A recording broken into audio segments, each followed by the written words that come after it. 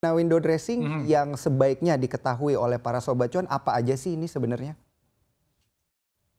Fenomena window dressing itu kita sering dengar istilah Mhm. history repeat itself, bahwa sejarah berulang, sejarah Mhm. dari tahun ke tahun berulang, dari bulan ke bulan berulang. Cuman kalau kita lihat sejarah, kita pernah dengar sejarah bulan November itu bulan berdarah buat IHSG misalnya. Mhm. Padahal tahun lalu di bulan November itu IHSG naik secara luar biasa.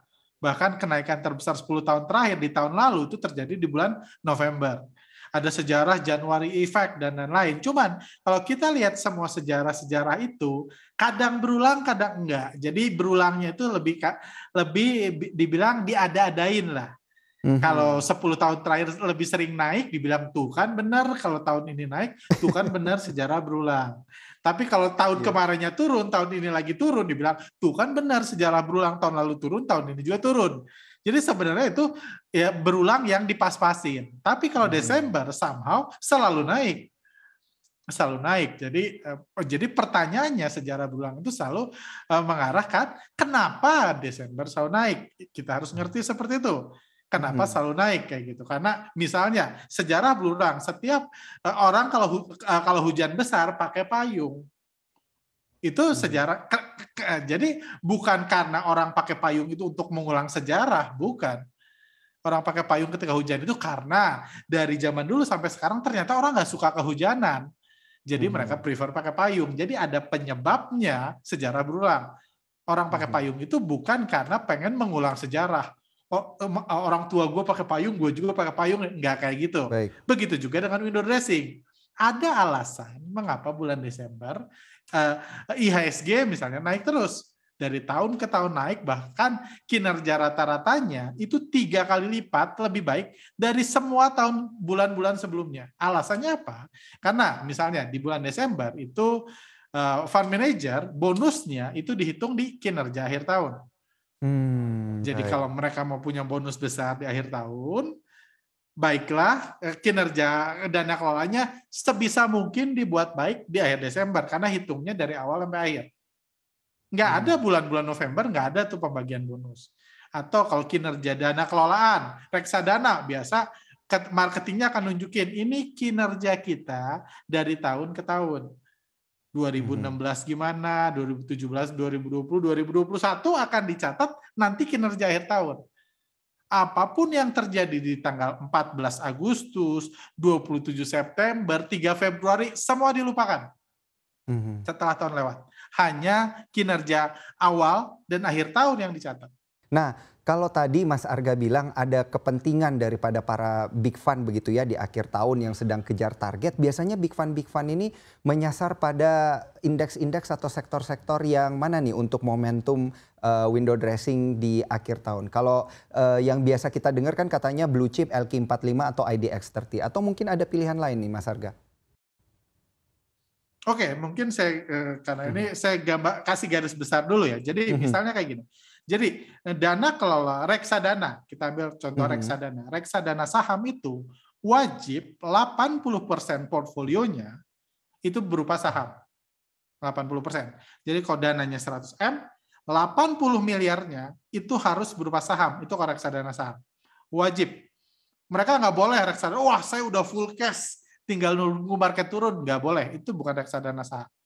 Wajib minimum 80%.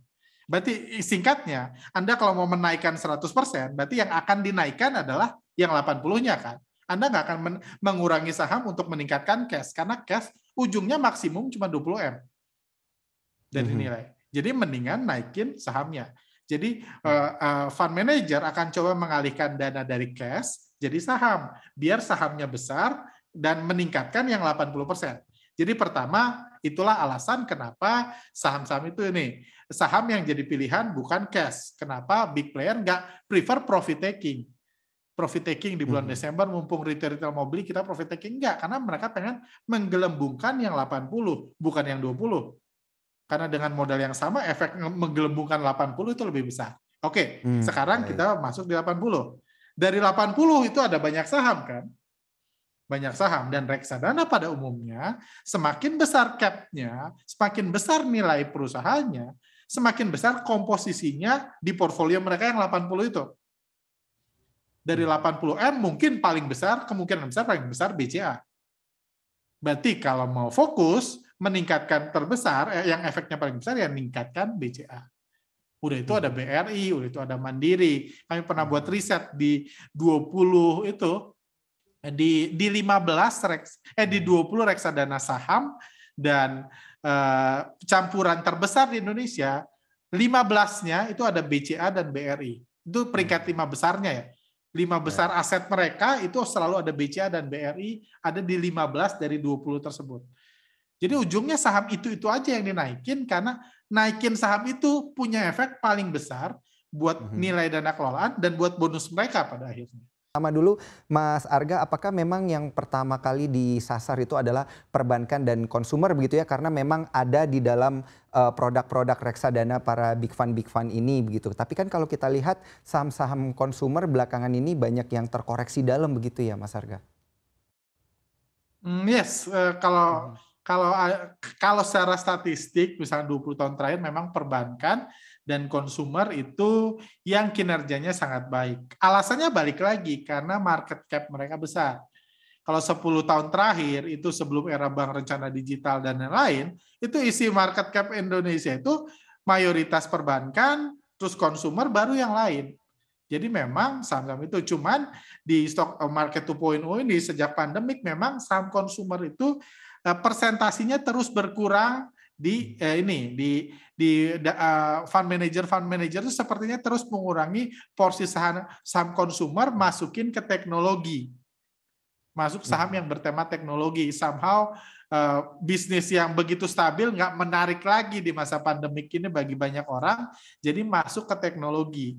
Jadi yang terbesar jadinya balik ke perbankan. Perbankan juga bukan semua perbankan jadi ini, karena ujungnya perbankan yang besar, yang efeknya besar. Tapi untungnya sekarang perbankan itu dibagi dua kan, masuk ke perbankan dan masuk bank rencana digital yang dikait-kaitkan dengan teknologi, yang jadi memang pilihan substitusi dari konsumer. Jadi kalau saya harus milih di titik sekarang mau beli saham perbankan atau konsumer, saya prefer lebih perbankan aja, nggak usah beli konsumernya.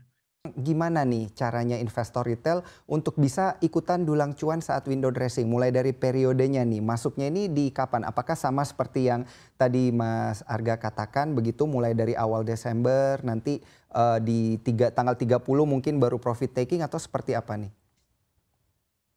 Oke.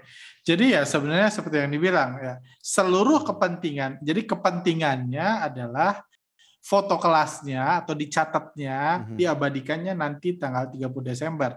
Itu hal pertama yang perlu kita ketahui.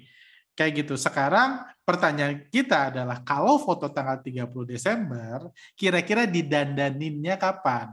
Make up-annya kapan nih? Untuk foto kelas tanggal 30, karena foto kelasnya udah pasti. Cuma make up-nya mungkin ada yang rajin. Waduh, saya dari tanggal 1 udah mulai make up buat foto kelas 30 Desember ada.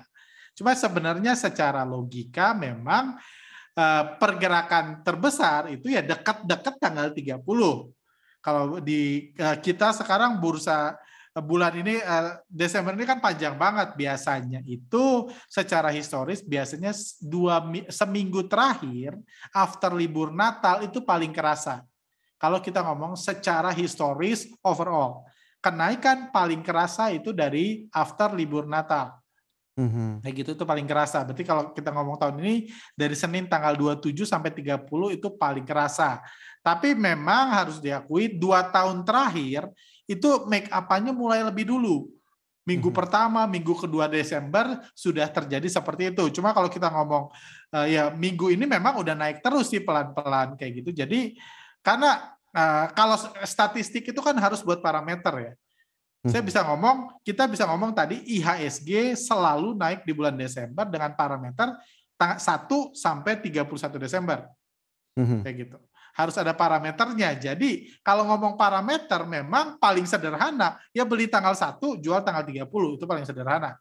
Tapi kalau kita punya waktu, ya kita tahu bakal foto kelas tanggal 30. Mungkin kalau beli tanggal 7 lebih murah harganya ya nggak apa-apa. Dengan resiko yang mungkin dari tanggal 1 udah dinaikin, atau sekarang kita memasuki sepertiga bulan Desember, kita bisa cari-cari saham yang umumnya naik bulan Desember yang belum naik, itu pun kita bisa pilih. Kalau misalnya beberapa ini tadi udah dia mention ada BRI dan BNI belum kemana-mana, berarti ini opportunity kan. Baik. Nah, sekarang kan kalau kita lihat juga nih di bulan Desember ini udah mulai nggak bisa nyontek bandar nih atau nggak bisa ngelihat kode broker selama transaksi perdagangan. Terus gimana cara kita tahu saham apa yang diincar oleh para big fund ini atau para bandar ini, tapi nggak ketinggalan kereta gitu, Mas Arga?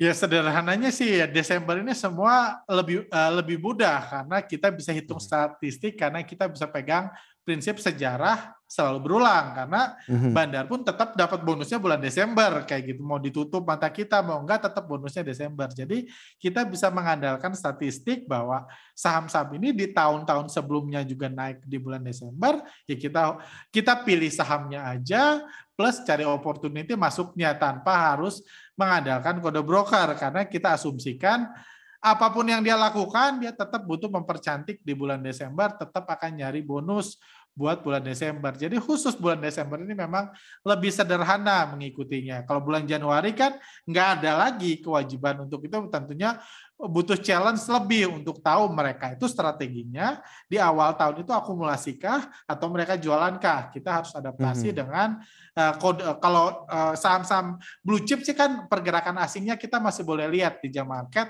masih kita bisa jadikan pegangan. Untuk tahu di awal Januari itu strategi mereka akumulasikah atau justru distribusi dulu di awal Januari. Karena semua yang Mmm. dilakukan ujungnya bonusnya 30 Desember 2022 juga. Jadi masih panjang banget strateginya sampai tanggal 30 nanti kayak gitu.